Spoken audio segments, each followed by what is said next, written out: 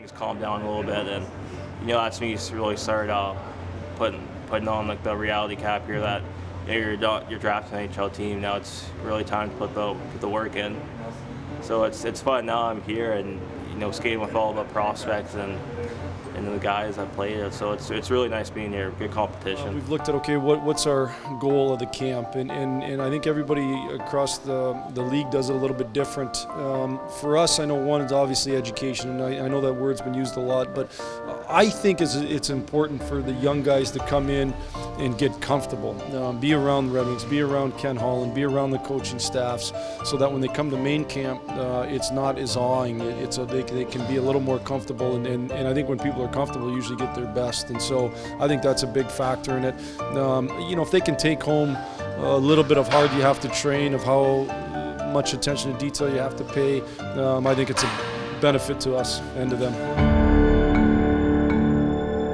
Under the collective bargaining agreement, every NHL team gets a maximum of 1 week in the summer to do a development camp. You're here because our scouts have identified you people with potential to play pro hockey, and hopefully some of you are going to play for the Detroit Red Wings one day.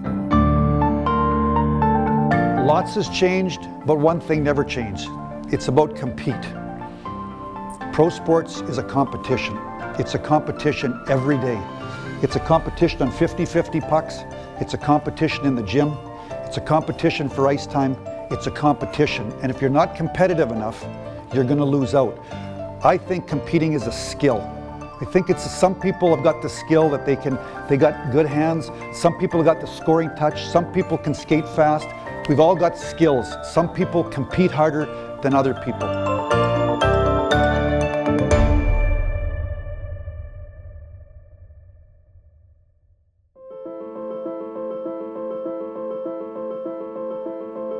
So I've been doing the heart rate thing for about 10 years now. Our company's based out of Finland. We have a bunch of sports scientists that run and have founded the company about 15 years ago. And I've been working with Mike Kadar since 2006. So we've sort of gone through a number of iterations of the software and the heart rate monitoring system. So internal load, we're talking heart rate, we're talking HRV, we're talking parasympathetic nervous system. So what is the heart doing when an athlete is resting or recovering? So we can gain valuable insight into whether or not an athlete can handle the workload, handle the travel, by looking at a short resting test like we demonstrated today. So we give a very unique number for any workout, on ice, off ice, in the weight room, in the yoga studio. We give what we call training effect score. And the training effect is on a 1 to 5 scale, and it summarizes the overall training load for the entire session. This session was a 3.5 out of 5, or a 4.5. So in the games the other day, the scrimmage the other day, I saw some 4.5 training effects. This is just a very high, intense number, and the physiological meaning behind a 4.5 is a highly improving workout. Each level, a 1, a 2, a 3, a 4, and a 5, has meaning, and it's easy to understand, and we can give the average training effect for the forwards, the average training effect for the defensemen, the average training effect for the goalkeepers. So the coaches can easily see how hard is the session, was it where we want to be on this given day. There are a lot of learning points that happen when you train with data. And when we do the quick recovery, when we do the skate test, the players, and I view this as a huge positive for this group, players that want to get better are thirsty for knowledge. So when they come over to me to talk about what was my lowest heart rate, what was my recovery score, how high did I get in the game, what was my highest heart rate, that's a beautiful thing, because what they're doing is they're formulating an understanding of themselves. And the more they care about their fitness level, all these things that start to mean something to them, the better they're going to be in the long run. They all want to know the details.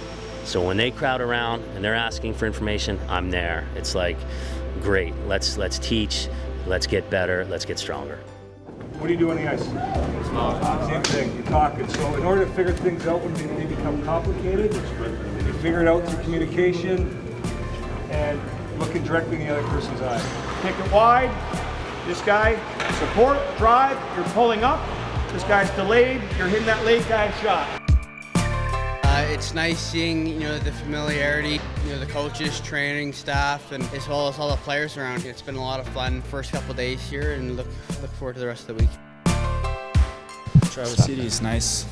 a nice beach. The camp is pretty good. We got all good players here, and it's nice to compete and try to play good against other players. Just getting stronger and bigger, and I think that's my thing. What I need to work this summer and more comfortable. Here's a lot of guys who's coming to training camp, so probably just get to know the guys, and then of course on the ice get to know the coaches and everyone better. Once you learn how to lead yourself, and it's kind of like a domino effect. It can lead down to others, and others follow the way you do it, and it can only be good things from that.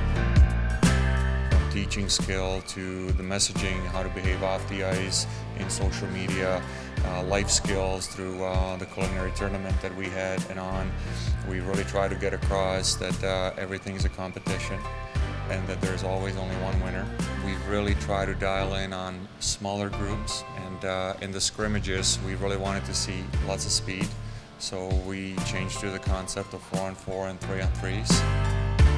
I think that they can take at least 3 or 5 things on and off the ice that can help them train over the summer and help them prepare for training camp. Kind of take a lot of stuff from them. I mean, they're the pros, so yeah, just trying to soak in whatever I can and take that into the next season. It's more comfortable, more confidence, obviously, and just every day I was enjoying and excited. We had watched the meeting last night, and just that every little play matters. You gotta get pucks in, pucks out. As a winger, you live and die on the boards. Pucks gotta get out over the blue line. Pucks gotta get in deep. You gotta take sacrifice to win games. That's what it comes down to. It's all the little things. It's a new organization for me. It's a lot of new faces. I didn't know anyone coming in, any of the staff, but a couple players, which makes it a little easier coming in here, and they help you out. They help you learn the ropes. But other than that, it was a fun week of camp. Hey, it's been a great week once again. I love spending time with you guys in the summer. It's like one of the highlights of my freaking week, man. No damn doubt. Hey, always got to work hard. Hard work on 3. 1, 2, 3. Have a great game, boys. Marcus. Work. Ow! I love it. Oh, work.